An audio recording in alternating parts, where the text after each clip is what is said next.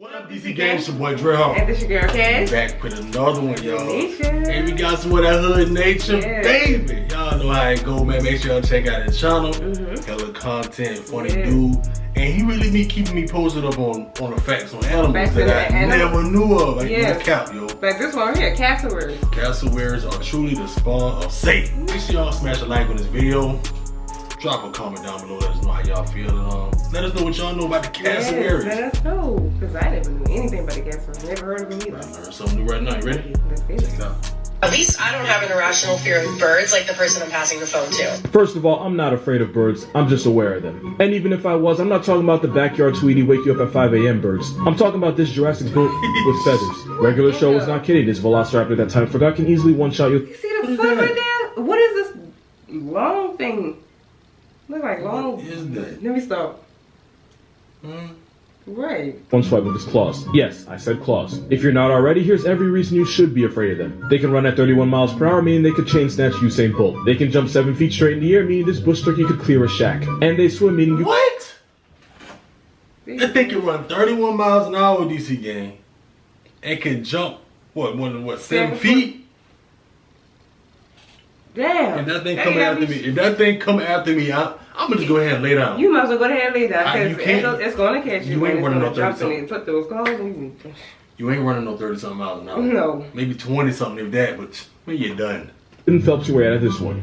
Female cassowaries are actually bigger than the males, and the biggest ones can grow to 6.5 feet tall. This guy is 6.5 feet tall. They have the sharpest claws of any ratite, and that second nail is basically a dagger that can disembowel both people and dogs. And by can, I mean they have. They've done it. And the bastards kick. One man was taking pictures of one when the murdered turkey proceeded to charge and knock him off a cliff. Dang. Cassowaries are naturally shy, and 95% of the time they'd rather run away. It's just that 5% is how someone ends up on CNN. There's 3 types of cassowaries, and I approve of exactly none of them. And on everything, I'd forgive all of that if they didn't sound like this.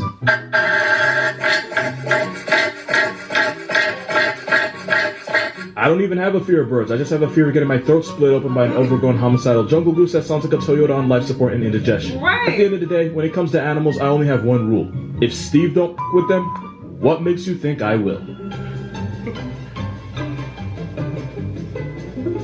Yeah, that's a basking shark. They're highly dangerous menaces to society if you're zooplankton, because that's all they eat. Not only are they harmless to us, a lot of them will curiously approach divers in boats. The only messed up thing is if they don't look like they're in a perpetual state of agony with their mouth, they— Hold up. You see how they look?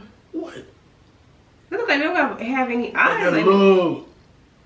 Look at Do they have eyes? See, approach guy. Like the movie Tremors. That's what they kind of look like. You know that little big old thing crawling. They almost look like that. In boats. The only mess— Look at that. Look at the mouth. What look is at that? That's teeth?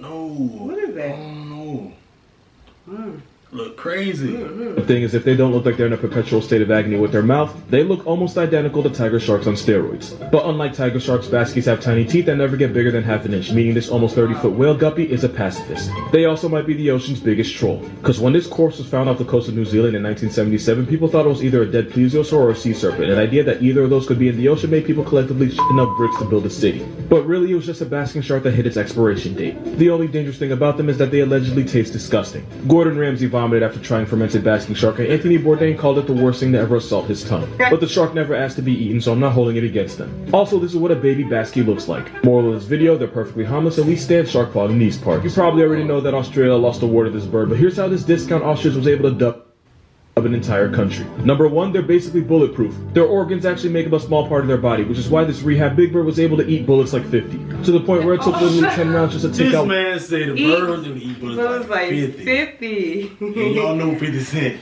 Okay. Body, which is why this rehab big bird was able to eat bullets like 50. To the point where it took literally 10 rounds just to take out one of these feathery tanks. Number 2, emus are ridiculously, disrespectfully, unnaturally athletic. Not only can this Australian bush turkey sprint at 35 miles per hour, they can change directions like Messi, meaning they were out here ankle-breaking men on trucks that couldn't keep up. They can jump 7 feet in the air, and for an overgrown sand chicken, they've been known to climb fences. God was 100% laughing at us when he gave emus the green light. Number 3, they're way smarter than we thought. These emus had lookout groups, with every flock having a leader that would stand guard and warn the others if they saw soldiers approaching, meaning it was almost impossible to sneak up on them. They would also purposely split up and scatter just to make it more difficult. Eventually, they started to recognize the sound of the trucks that the soldiers were riding and would even dip before they saw them. And number 4, there was just too many of them. Killing all of them would have put the economy in a pack. At one point, there were 986 confirmed emu kills, but it took 9,860 rounds to do it. You can laugh, but we would have lost one on— God damn! and something rounds to kill him. They're really all bulletproof, huh? The 86 confirmed emu kills, but it took 9,860 rounds to do it. You can laugh, but we would have lost one on Instagram asked me, what's the most dangerous animal that people don't talk nearly enough about? And this was the first image that popped in my head. What's that? Yeah, wild boar are a problem. The biggest ones can weigh up to 250 pounds with tusks that can put you in a newspaper. When they choose death penalty, they'll charge and impale their victims with those daggers they call teeth. Then they'll take a step back, and if you're still moving, they'll rush you again. They'll keep doing this until you're either crippled or a was. Just stay down. I'd tell you something coming up. And just stay down. Damn, you gonna keep getting back up. Jeez, okay. Sheesh. For the thigh, so if they sever your femoral artery, it's curtains, my guy. Boars are the homicidal tendencies of hippos with the street smarts of raccoons. This steroid porky has learned to stay close to humans because our garbage is free food to them, which is why they'll easily take your soul over half a box of popcorn. And according to cave paintings, they've been on our ass since the Stone Age. But like everything else, this is our fault, because the more we move into their hood, the more they lose their natural fear of humans, and the more obituaries get co-signed by this shuffle demon. And once again, Florida goes to hell and brings the bar with it. They're an invasive species, and there's not 1,000, not 5,000, but 500,000 of these road pigs in the Sunshine State, to the point where they might start voting in the next election. But don't feel too bad, Texas has about 2 million of them. You can find them in about 30 states. God gave them life, and they make it everyone's problem. By the time the office asked which bear is the best bear, but I noticed they never did the same with cats, so I'm here to tell you. Jaguar is the best cat. You'd swear their avatar the way they body every element. They can run you down at 45 miles per hour, climb trees, and because nature loves stacking the deck, the bastards can swim, and they're pretty good at it. Some were even caught phelpsing across the Panama Canal, meaning this... Nah, I ain't gonna lie. That's something that I didn't know. I didn't know that either. I didn't know they can swim like that. And I tell you no lie, after all cats would have been like, oh, you don't like to be in the water. But lions be in the water too, but I didn't ever know they actually, they actually go around there and actually swim and stuff like that. And they swim good, yeah. Stacking the deck, the bastards can swim, and they're pretty good at it. Some were even caught phelpsing across the Panama Canal, meaning this steroid with whiskers can outrun, outclimb, and outswim you. And if one comes at you, you're 50 shades of... Jaguars are the third most brolic big cats behind lions and tigers. But with a bite force of 1,500 pounds per square inch, they have by far the most disrespectful bite of any cat. Not only that, but jaguars do something no other cat does. That's canceling their victim by going for the head instead of the neck. To do that, jaguars can skull-cap caiman. The name Jaguar means he who kills with one leap, which is fair because they do be one-shotting. On top of all that, they have some of the biggest eyes of any predator, meaning not only can they see underwater, God gave them night vision and told the rest of the jungle to deal with it. Jaguars are so metal that ancient Meso warriors used to feed them the hearts of their slaughtered enemies as respect. They can also evict turtles with their teeth. Call for the king of the jungle and the jaguar will pick up the phone. Absolutely right, we talked about the best bear and the best cat, so obviously we gotta talk about the best dog. African wild dogs are a cell block D menace to society. Even though they share a zip code with lions, hyenas, and crocodiles, this homicide pup has one of the most disrespectful KD ratios of any African animal. These dogs have a kill percentage of 80%, meaning every time they go out to hunt, there's an 8 out of 10 chance somebody's life subscription's getting canceled. They're about the same size as the average pet dog, but there's one terrifying fact about them. They never get tired. The African Cujo can run you down at 37 miles per hour for 3 miles straight, and there can be up to 20 of them. 37 miles per hour for 3 miles straight, y'all. Ain't no trying to outrun that thing, right? You ain't running that far. No, you're not. You don't get too tired. You're like, you know what? At 37 miles an hour. An hour. I can't. 39 miles per hour. Come on, man. You got me. Tired. The African Cujo can run you down at 37 miles per hour for 3 miles straight. There can be up to 20 of them on your ass. Imagine them coming, chasing you. That's it. I'm laying down. I'm done. Ain't no need to even... Try to outrun it. Go ahead and do Imagine being chased by 20 of something that has the endurance of a Duracell. But the real nightmare is actually, when they catch you. Unlike lions and leopards that'll put you out of your misery first, wild dogs eat you alive while you sit there and wait for an Uber to the afterlife. Your entire way of life can come down to a sneeze, since wild dogs vote on whether or not to go out to hunt by sneezing. Look at the head of the monkey. Oh, the head of the monkey. You see that? Oh, snap, yo. So basically, you getting tortured the whole time. They ain't gonna just do it fast. You like to get you by the neck. He said you waiting on the Uber to the afterlife. To the afterlife. Sheesh. On a wholesome note, they do let the puppies eat first, since their pack structure is based on helping out the weakest members instead of letting the strongest ones take their pick, like lions. Because of this, their pack structure is way more efficient and way deadlier than wolves. They're so good at what they do that hyenas will try to steal from them and lions will try to murk them on sight because they see them as such a threat. I don't even blame them, because imagine being chased by something that no matter how hard or long you run, every time you turn back, it's there waiting to run your pockets. Basically the IRS, but with teeth and a tail. Crazy. Oh, didn't he see facts? Basically IRS with teeth. Oh, and the tail, you say? Hold up, what do you say? Turn back, it's there waiting to run your pockets. Basically the IRS, but with teeth and a tail. That crazy. Hi, you are so happy today. Yes, you are. Oh, you're a good girl. I've been having fun.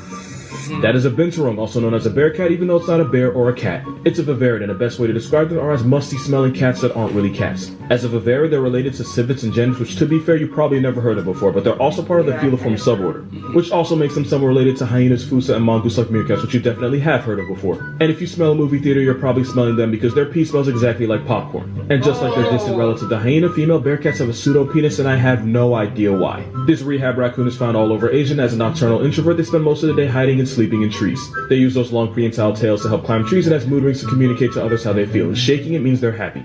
They also make a lot of random sounds, and they've been known to chuckle as a sign of comfort.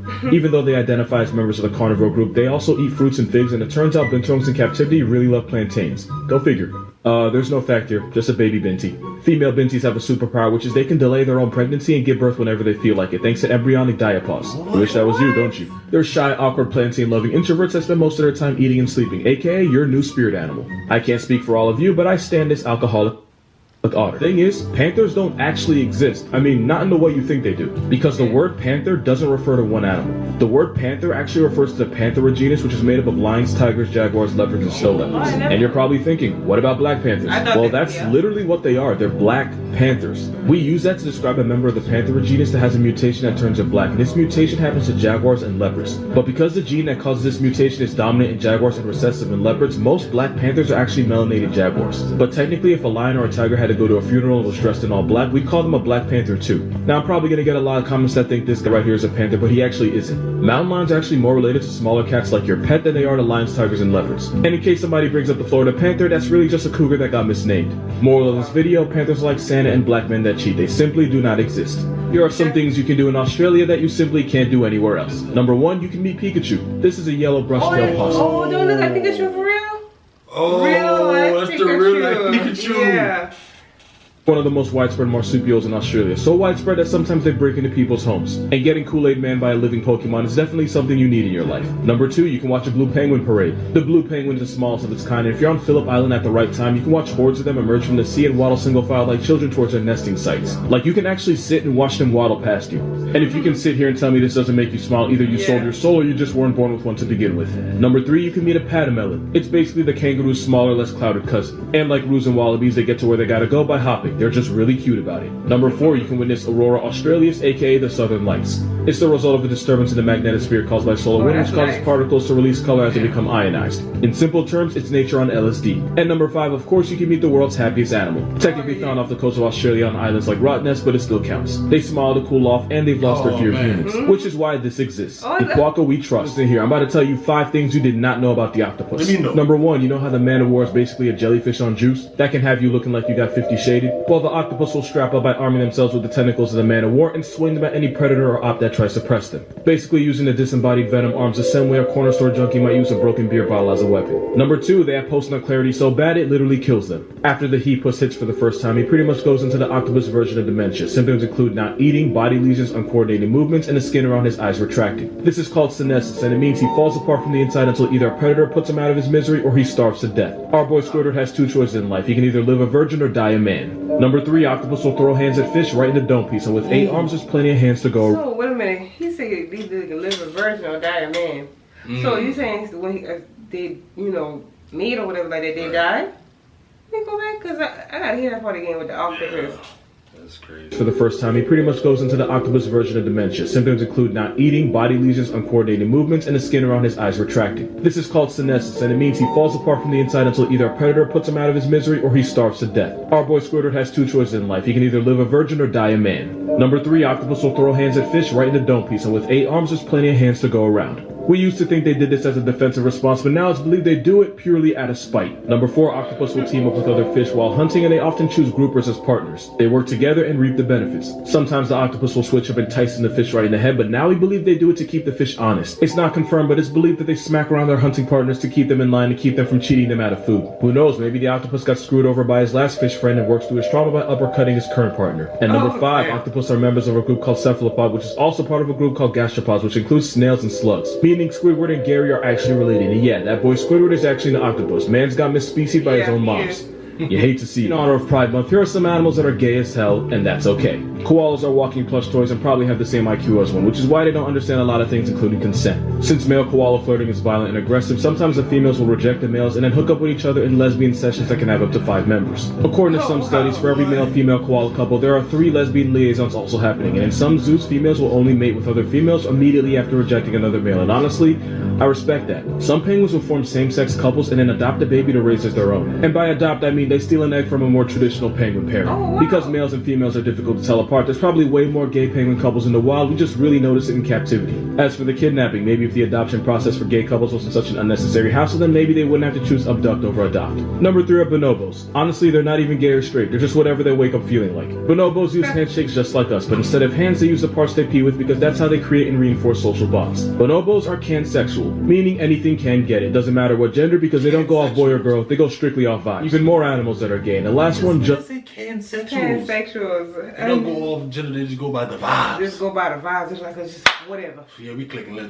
go. Let's go. Ooh. doesn't matter what gender because they don't go off boy or girl, they go strictly off vibes. Even more animals that are gay. And the last one just might surprise you. Male lions will form tight bonds that start with affectionate nuzzling and caressing and escalates all the way to the love child of Lion King and Brokeback Mountain. Zoologists believe 8% of male mountings occur with another male. And apparently the guys treat other guys better because where male and female matings are violent and often end in fights, male lions are more gentle and tender with each other. Now technically, they're not gay, but it sure is selling straight. It's believed that 1 out of every 5 swan couples are gay, and like most swan pairings, they mate for life. Like till death do us part type stuff. Researchers have found that one of the males will mate with a female only to chase her off when she lays an egg just so he and his partner can raise it instead. And they're pretty good at it because gay swan couples are better parents because 80% of same gender pairings will raise young successfully where straight couples are about less than 50. Still don't with birds, but I know wholesome when I see it. Most male walruses are bisexual and actually depends on the season. During breeding season, they keep it traditional by pursuing females. Outside of breeding season, walrus life quickly turns to the blubberback mountain. And I know I made that joke already, but hell if I pass it up. But they don't just hook up, the males will also embrace each other and sleep close together. Fun fact, for a lot of walruses, until they reach maturity, which is basically their version of puberty, every sexual encounter they have